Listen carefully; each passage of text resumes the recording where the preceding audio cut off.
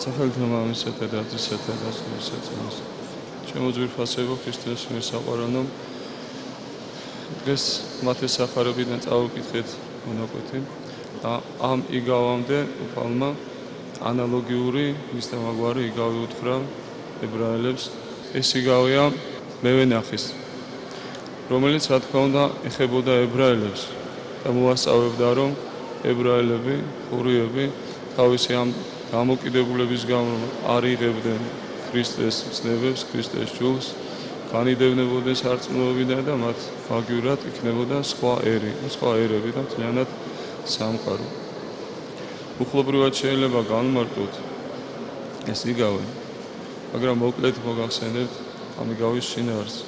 ღმერთმა გაუგზავნა წინასწარმეტყველები ებრაელებს, რომლებიც არ მიიღეს და უდიდესი უმრავლესობა აწამეს. ებრაელებს ეუბნება მოასწავლებს, რომ ისინი თავიანთი ამ არასწორი დამოკიდებულებით თუ არ იღებენ ჯულს, განიდევნებიან ღვთის პირისაგან, არ იქნებიან ღვთის მორწმუნენი და მათ ადგილას დაიკავებს ყველა სხვა ერი, ვინც მიიღებს ქრისტეს სარწმუნოებას და ვინც გამოიგებს კეთილ ნაყოფს. ჩემო კარგებო, საქორწინო ნადიმი რატომ იყო, რატომ თქვა უფალმა საქორწინო ნადიმი?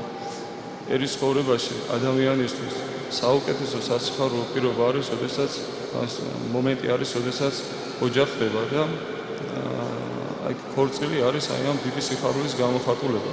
და წმინდა წერილს აქვს ესეთი ხასიათი, რომ ადამიანს მიმართავს იმ სიტყვებით, რომლებითაც ადამიანები უფრო ადვილად გაიგებენ ვისაც.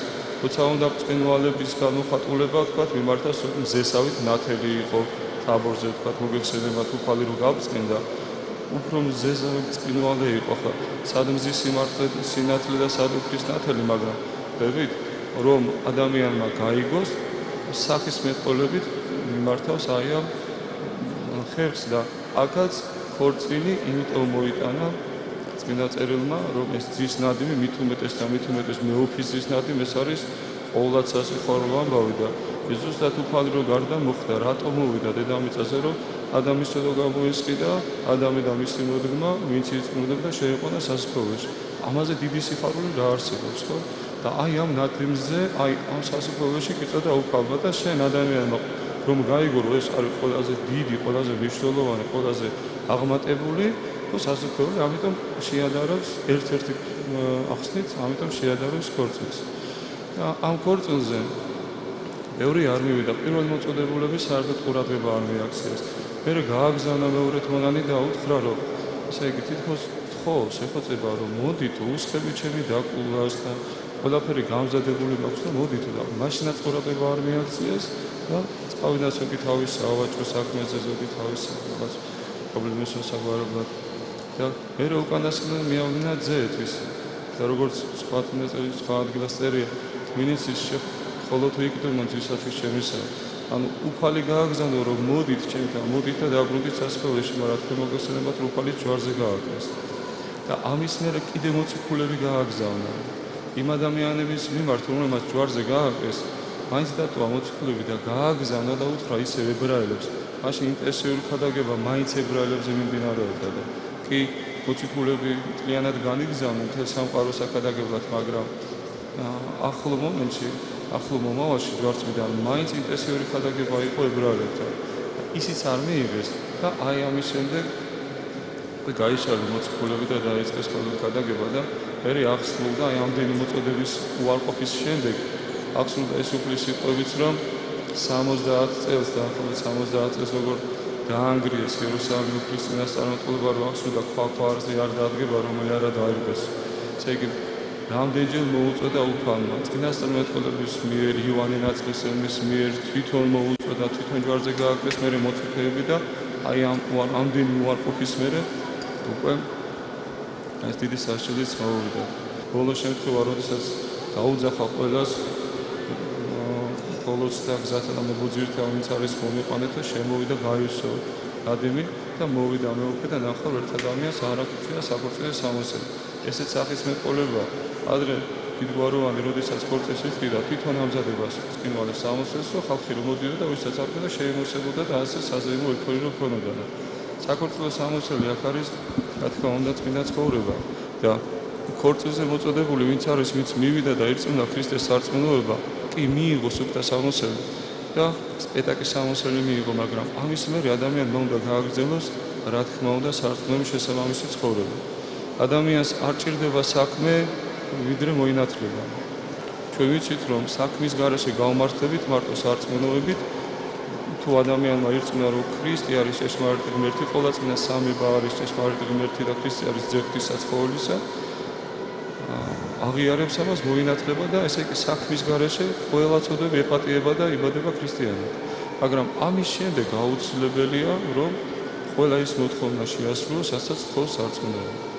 ასე რომ ჩვენ უნდა ვიგულისხმოთ, სხვა იგავიცარი მევენახეების პავლე მოციქული რომ იმართავს ებრაელებს, რომ თუ ისინი გარდატყვდნენ ჭეშმარიტი ვენახის რტოები და თქვენ ველური ზეთისხილი იყავ, ზეთისხილის იგავსვენ და დაემყნენ, ფრთხილად იყავ, რომ შენც არ გადატყვდე. თუ ისინი თუ ურწმუნოებით გადარტყვნენ და შენ სარწმუნოებით გახარ, თუ შენ არ იქნები ამ სარწმუნოებაზე, შენს გარდატყვდებიან. და ასე რომ ჩემო ძვირფასებო, ჩვენ კი ვართ მოწოდებულები. ყველა არა მარტო ჩვენ, მთლიანად მთელი სამყარო. გახსოვთ ხო უფალმა ბრძანა, მოვიდით ჩემ და ყოველი მაშვალე და ტვირთმენი და მე განგისვენო თქვენ, ხო? მაშვალები არიან ებრაელები, ვისაც ჯული ქონდა და დამაშვალე არიან ზურის აღსრულებაში, ტვირთმენი კი სხვა ყველა ერის წარმომადგენელი, ყველა წარმართი, რომელიც რადგან შენდობა არ ქონდა ცოდვისა, ტვირთი დამძიმებულები იყვნენ. ანუ მთელ სამყაროს მოუწოდა უფალმა, ხო? და მე განგისვენო თქვენ. აღივეთ უღელი ჩემი თქვენზე და დაისწავლეთ ჩემგან, რამეთო შვიდ ვარ და მდაბალ გულითა და ყოველ განსვენება სულთა თქვენთან. და მე როგორ აგძლევს ამით უღელი ჩემი ტკბილას და ტვირთი ჩემი მსუბუქ არს. ასე რომ ჩემო ძვირფასებო, ვინც მოვიდა ეკლესიაში, მოინათლა ქრისტიანად, მიიღო ქრისტეს ნათელი და ბეჭედი სული საწმინდისა, ის ვალდებულია, რომ შეასრულოს ყველა ის მოთხოვნა, ყველა ის პასუხისმგებლობა, რაც აქ გვაქვს დაკისრული. თორე ისე გაცილებით დიდ საფრთხის ქვეშ არის და როგორც ებრაელებს დაემართათ ურწმუნოებით გარდაყდნენ და განიდენენ ღვთისმშობლისგან, ასე მარტო ნათლობა ადამიანს თუ საქმეები არ შეეწია, არაფერი არ დაეხმარება. პირიქით ეს ნათლობა იქნება მისთვის დასასჯელი, იმიტომ რომ დიდი პასუხისმგებლობა მიიღო და ამან უგულებელს ხო და არაფერი არ გააკეთა. ასე რომ გისურვებთ ჩემო ძვირფასებო, ის შეწევით ქრისტიანობით და თქვენი მონდომებით წისვლა და წარმატება გქონდეთ და იყავით ისეთები, როგორებიც უნდა იყოთ, როგორიც უნდა იყოს ქრისტიანი. მონდომებული, მონანული საკუთარ ცოდებზე, შვიდი და თავმჯდომარე. დღეს ჩვენთან იყვნენ თავდაცვის სამინისტროს საინჟინრო ბრიგადა და ჯარისკაცები და მეორე შინაგანი სამინისტროს განსაკუთრებული დავალებათა დეპარტამენტის ჯარისკაცები და მერთმა დაალოცოს ისინი უწმინდესის მეუფეების და წმინდა მამის ლოცვით შვიდობით ამსახუროს, ღირსეულად ამსახუროს და ერთმანეთს რომ ისინი მათგან უკლებლივ ყველა სიცოცხლის ბოლომდე იყოს თავის ოჯახში. და სიბერემდე იყო თავის ოჯახში. მერთმა დაგლოცოთ თქვენ, მერთმა დაგლოცოთ სულიად საქართველო და მშვიდობა და სიხარული არ მოგაკლოთ. უწმინდესის მამებისა და ყველას ლოცვით. გაიხადეთ ჩვენთან ერთს.